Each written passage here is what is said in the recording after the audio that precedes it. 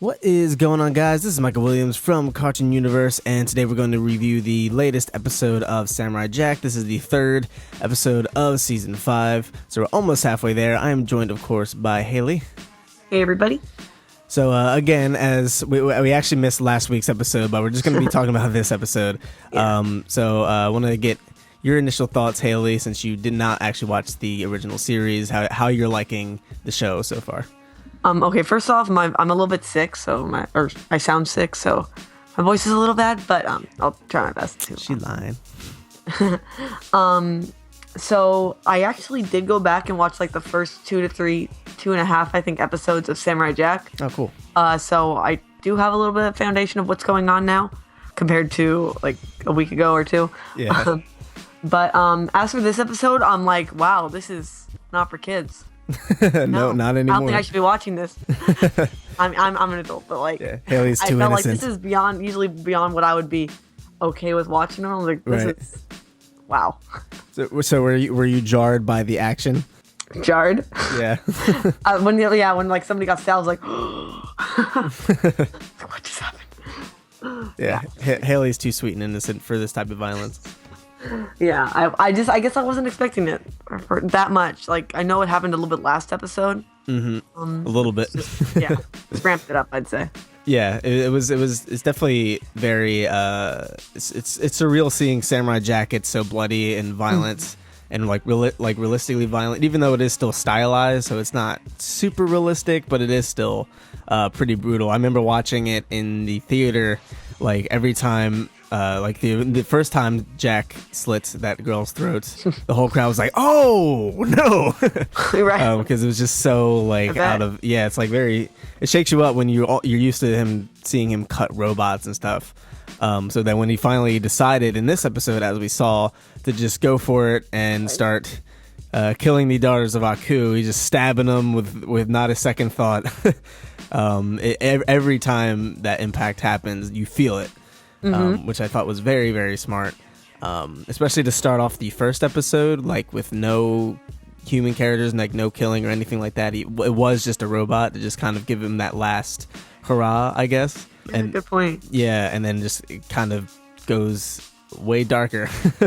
Pretty much immediately. But yeah, this episode was really, really great. I thought it was just as good as the last one.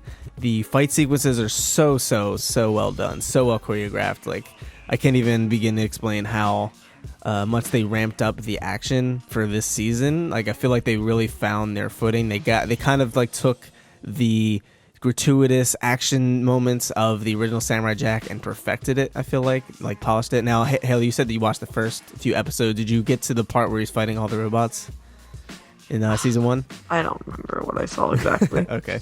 Yeah. Like, especially that moment, granted that was meant as a full movie, but the first 3 episodes of the entire series, like, there's a really long fight with Jack just fighting all of these beetle robots, and it's like super gratuitous, and it's like really cool. It's gratuitous on purpose, but I feel like they kind of had an idea there that is more well executed now. I feel like everyone on the team, the writers, storyboarders, Gandhi, like everyone is more polished and more experienced, and they know how to convey this type of long-winded action even better, and to really build the tension. And I really liked how they used the snow in this episode, because the whole series is very much based on, as Gandhi stated in the Samurai Jack event, on the contrast of black and white. And this fight scene actually reminded me of a previous episode called, I think, Samurai versus Ninja, where there was a ninja, and it was I can't even explain it. It was just so cool. Like, it was like the sun was setting, and they were in this like warehouse type place, and there was just like black and white. So I think I know what you're talking about. Yeah, so like Jack was like in all white clothes, Ninja was all in black clothes, so they would just kind of blend in with their environments. And it was really cool, and it was a similar type of situation with the snow.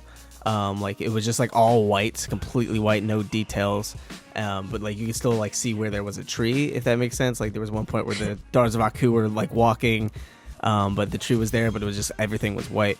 So I really love that stylization. The blood, actually, I don't want to scare you, Haley, but I thought the blood was really cool, like in HD and like with the stylization of Samurai Jack. It like really felt like an art piece almost. Yeah, the whole just they do so. It's more of actions than words in this series, and you can really see that, and the art style really helps that. Yeah, and they convey that really well. But yeah, Jack is like super dead, floating down the river, and of course the Daughters of Aku track his blood as he goes into the cave. And we actually see the wolf from the previous episode come into play, which initially when I was watching, that voice crack. Initially when I was watching the movie, I didn't think the wolf was going to come into play like that. I thought it was just more so symbolism for Jack, which it still was, but it was cool to see that kind of come together. And have a nice, warm, touching moment amidst all this violence and bad things.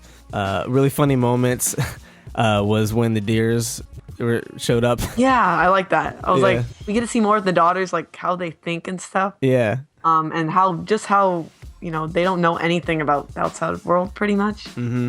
They thought it was dangerous, or those deer, or they thought it was one of Aku. The buck was one of Aku's minions because of the antlers.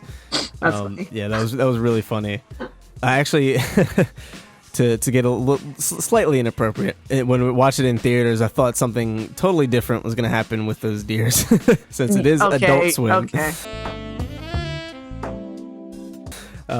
But yeah, I thought it was a really great episode, and to see Jack's inner dialogue with himself again, and see his former self getting more distorted and creepy, was kind of disturbing.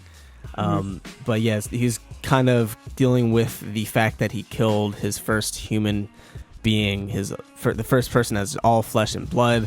After 50 years of killing only robots, that's got to really shake you up. That is very true. Yeah, and we get some really dark thoughts from Jack once again, and it was really interesting to see that he kind of decided to just go with it pretty much immediately. I thought there might be a little more of a conflict, but that it definitely made sense. I actually have a theory video that kind of explains how that transition happened and why he decided to kind of just go that route really quickly and not even really think about it too much more after that initial dialogue in himself. But yeah, so I'm not going to go into too much detail, but I think it does make sense internally from a writing standpoint as to why he would do that so quickly. And yeah, we see Jack and Ashi fall down the tree. That moment was so great when she was like, "You will die. You are scum of the earth." And Jack is just like, yeah. That was great. And there was thunderous applause in the theater when he dropped her from the chain. Right. But yeah, and then he fell himself. Yeah, so what's up with that? Is he, obviously he doesn't die, but... Yeah, he's dead, that's it. Yeah. Oh, really dark, okay. But yeah, that next episode actually is going to be about Jack and an assassin trying to escape the belly of a monster. So that assassin, most likely, would make most sense, would be Ashi, I would assume. Yep. Since, they both fell from the same height, assuming they didn't get impaled by one of those trees. That's what I was like. Are they okay? Yeah, I'm sure the other ones are probably not fine. Maybe some of them are. But yeah, it looks like him and Ashi are going to be in a side of monster who basically swallows them whole, and they have to escape and probably work together, which could lead to definitely some interesting character development there for sure.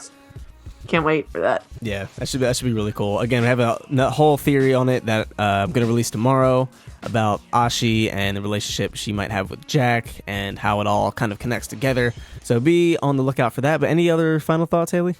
No, I thought this was a great episode. Yeah, it's nice seeing those Daughters of Aku. That was probably my favorite part. We're going to see them more, most likely. Some of them. Yeah, right? Not all of them. Yeah, clearly. Yeah. Yeah, they're really great villains. Like I said, the fight sequences in this season are just so breathtaking and amazing, brilliant. Yeah, I'm really excited because now everyone's caught up to where I was from the Samurai Jack live event in LA. So now everything is fresh and new for me, so I'm really excited to see what new things await for the next 7 episodes. But what did you guys think of the episode? Let us know in the comments down below. If you like this review, leave a like. And subscribe for more Samurai Jack and all things cartoons. And thanks so much for watching, and we'll see you in the next video. Peace. Bye, guys.